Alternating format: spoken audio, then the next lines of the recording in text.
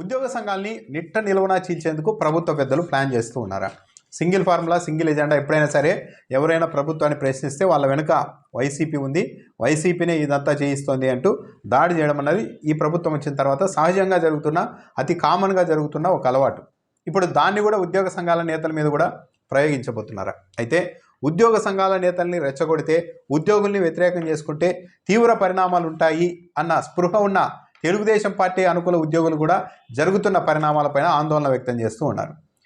ముఖ్యమంత్రి కార్యాలయ సిబ్బంది ఎప్పుడైనా కానీ ఉద్యోగ సంఘాలకు, ఉద్యోగులకు, ప్రభుత్వానికి మధ్య ఒక సఖ్యత, ఒక మంచి వాతావరణాన్ని సృష్టించాల్సి ఉంటుంది. కానీ ఆ పని చేయకపోగా సీఎం కార్యాలయం ఉద్యోగ సంఘాల నేతల్ని రెచ్చగొట్టి, ఉద్యోగులని రెచ్చగొట్టుకుంటూ మళ్ళీ మొదటికే మోసం తెచ్చుకుంటోంది అన్న ఆందోళన తెలుగుదేశం పార్టీకి మద్దతుదారులుగా ఉన్న ఉద్యోగ సంఘాల నాయకుల్లో కూడా ఉంది. ఇటీవల AP JAC Amaravati chairman Bopparaju Venkateswarlu ప్రభుత్వాన్ని పలుమార్లు ప్రశ్నిస్తూ ఉన్నారు. ఉద్యోగ సంఘాలకి సంబంధించి ఆయన మాట్లాడుతూ ఉన్నారు. ఉద్యోగులకు సంబంధించిన అనేక సమస్యలు ఈ రాష్ట్రంలో పెండింగ్లో ఉన్నాయన్నది జగమెరిగిన సత్యం. దాదాపు 20,000 కోట్ల రూపాయల వరకు పెండింగ్ బిల్లులు ఉన్నాయి. హెల్త్ స్కీమ్ అమలు కావడం లేదు. రిటైర్ అయిన ఉద్యోగులకు అందాల్సిన బెనిఫిట్లు కూడా అందడం లేదు. దాదాపు 6-7 కోట్ల రూపాయలు ఈ పింఛనర్లకు సంబంధించే పెండింగ్లు ఉన్నాయి. వీటన్నింటి మీద మాట్లాడుతున్నారు. చివరకు రూపాయి ఖర్చు లేని ఒక పీఆర్సీకి సంబంధించి 12వ పీఆర్సీ చైర్మన్ కూడా ఈ రాష్ట్ర ప్రభుత్వం నియమించలేదు. వీటిపైన బొప్పరాజు వెంకటేశ్వర్లు గట్టిగా మాట్లాడుతూ ఉండడం, త్వరలోనే ఉద్యమ బాట కూడా పడతాం అని చెబుతూ ఉన్న నేపథ్యంలో ఇప్పుడు హఠాత్తుగా మరో ఉద్యోగ సంఘం నాయకులు బొప్పరాజు వెంకటేశ్వర్లను టార్గెట్ చేయడం అన్నది ఇప్పుడు చర్చనీయాంశం అవుతోంది. రెవెన్యూ ఉద్యోగుల సంఘం బొప్పరాజు అయితే మొన్న ఒక మాట అన్నారు. అసలు ముఖ్యమంత్రిని కలిసి ఈ ఇష్యూస్ అన్ని ఆయన దృష్టికి తీసుకెళ్ళడానికి మేము అనేక సార్లు అపాయింట్మెంట్ అడిగినా కూడా తమను కలిసేందుకు కూడా ఉద్యోగ సంఘాల నాయకులకి అపాయింట్మెంట్ ఇవ్వలేదు అని స్వయంగా బొప్పరాజు చెప్పారు. దీన్ని బేస్ చేసుకొని రెవెన్యూ ఉద్యోగుల సంఘం అధ్యక్షుడు రవీంద్రరాజు బొప్పరాజు వెంకటేశ్వర్లను వ్యక్తిగతంగా టార్గెట్ చేశారు. బొప్పరాజు వెంకటేశ్వర్లకు చంద్రబాబు నాయుడు ఎందుకు అపాయింట్మెంట్ ఇవ్వడం లేదో ఆయనకే తెలియాలి. చంద్రబాబు నాయుడు అయితే ఉద్యోగ సంఘాల నేతలను కలుస్తున్నారు. రెవెన్యూ ఉద్యోగ సంఘం తరఫున మేము కలిసాం. ఏపీ ప్రభుత్వ ఉద్యోగుల సంఘంకి సంబంధించిన అధ్యక్షుడు సూర్యనారాయణ కూడా కలిశారు. పలుమార్లు, అనేక మార్లు ముఖ్యమంత్రిని మేము కలిసాము, మాట్లాడామని ఆయన చెప్తున్నారు. ముఖ్యమంత్రి చంద్రబాబు నాయుడు కొన్ని సంఘాలకు మాత్రమే ఎందుకు అపాయింట్మెంట్ ఇస్తున్నారు? కొన్ని సంఘాలు బయటకు వచ్చి మరి మాకు అపాయింట్మెంట్ ఇవ్వడం లేదు, ఇన్ని ఇబ్బందులు ఉన్నాయని బయట చెబుతున్నా సరే ఎందుకు అపాయింట్మెంట్ ఇవ్వడం లేదు?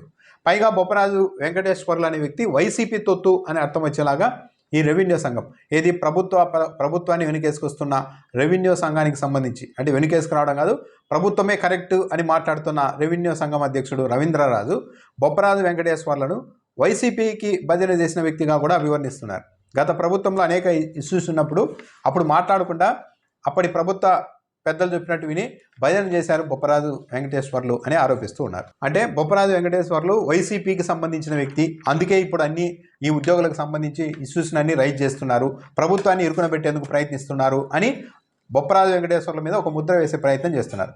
కాకపోతే ఇక్కడ గమనించాల్సింది ఏంటంటే బొప్పరాజు వెంకటేశ్వర్లు లేవనెత్తిన ఇష్యూస్లో ఏదైనా ఒక అబద్ధం ఉందా అంటే సమాధానం లేదు.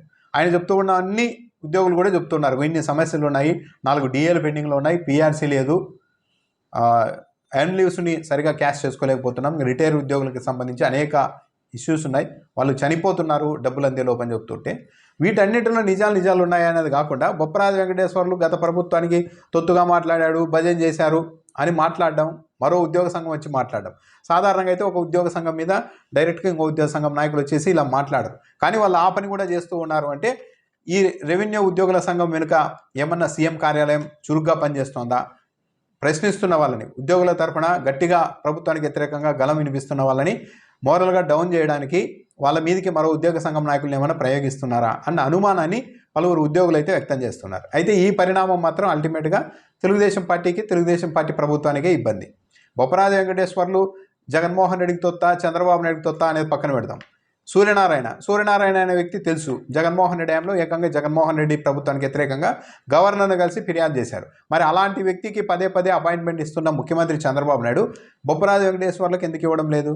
బొప్పరాజు వెంకటేశ్వర్లు ఎవరికి అనుకూలం, ఎవరికి వ్యతిరేకం అనేది పక్కన పెట్టినా ఆయన ఉన్న సమస్యల్ని ఉద్యోగుల తరఫున మాట్లాడుతూ ఉన్నారు. కాబట్టి ఆటోమేటిక్గా ఉద్యోగ సంఘం నాయకుడిగా ఆయన్నే ఉద్యోగులంతా సమర్థించే అవకాశం ఉంటుంది. ఎందుకంటే ఆ ఇష్యూస్ను వాళ్ళు రైజ్ చేస్తున్నారు కాబట్టి. అలా కాకుండా ప్రభుత్వమే కరెక్టు, ఏం పెద్దగా ఇష్యూస్ లేవు అన్నట్టుగా మాట్లాడే ఉద్యోగ సంఘాల నాయకులకి ప్రభుత్వ పెద్దల వద్ద పలుకుబడి ఉండొచ్చేమో కానీ ఉద్యోగుల్లో పలుకుబడి ఉండదు కదా. అంటే కొన్ని ఉద్యోగ సంఘాలు ప్రభుత్వ పెద్దల దగ్గర, ఇప్పుడున్న ప్రభుత్వ పెద్దల దగ్గర మనకు పలుకుబడి ఉంటే చాలు అని అనుకుంటున్నారా? దాన్ని వెనక నుండి ప్రభుత్వ పెద్దలు ఏమైనా ప్రోత్సహిస్తుండడం వల్ల ఇలా ప్రెస్ మీట్లు పెట్టి ఉద్యోగుల తరఫున మాట్లాడుతున్న, నిలదీస్తున్న ఉద్యోగ సంఘం నాయకులపైన పార్టీల రంగు పులిమి మోరల్గా దెబ్బ కొట్టడానికి ట్రై చేస్తున్నారా? ఇది ఏమి చేసినా కూడా ఉద్యోగులకు సంబంధించిన ఇష్యూస్ను సాల్వ్ చేయకుండా, అడ్రస్ చేయకుండా ప్రభుత్వం ఇలా అణిచివేత దిశగా వెళ్తే ప్రయోజనం ఉండదు. ఉద్యోగులేం అమాయకులు కాదు. ఏం జరుగుతుంది అన్నది వాళ్ళు ఆలోచించుకోగలుగుతారు. ఎవరికి తొత్తైనా కూడా తమ తరఫున మాట్లాడుతున్న వాళ్ళ వైపే ఉద్యోగులు నిలబడతారు. అలా తమ వైపు మాట్లాడుతున్న వాళ్ళని, నిలబడుతున్న వాళ్ళని అణిచివేయాలని ప్రభుత్వం కానీ, ప్రభుత్వంతో ఉన్న కొందరు వ్యక్తులు కానీ ప్రయత్నిస్తే ఆటోమేటిక్గా ప్రభుత్వానికి అది డ్యామేజ్.